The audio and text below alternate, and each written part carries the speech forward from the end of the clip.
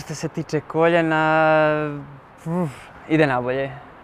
Evo, nisam bio sa zadnju utakmicu protiv Bayerna spreman, jer sa doktorima se odlučili da, na primjer, bolje je da ostanem doma i da napravim do kraja regeneraciju i da mi se oporavi pa da onda vjerojatno za sljedeću utakmicu bude spreman. Tako da ide na bolje, evo danas sam trenirao pa se nadam da ću biti spreman.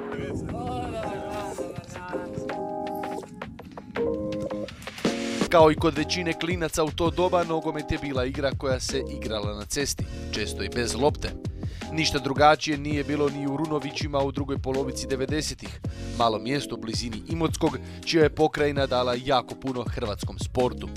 Tucak, Boban, imate u susjeda Zmijavaca, Gudelja, koji su sve iz maloga mjesta iz Imotskog, imate još Antu Rebića. Kristijana Jakića. Eto sada mene, imamo Marina Ljubičića koji je u Austriji sada. Imamo odmah tu do Majstorović koji je iz Drinovaca, nije baš iz Imotskog, ali ajmo reći to je taj kraj neki gdje iz malog mjesta ima stvarno puno.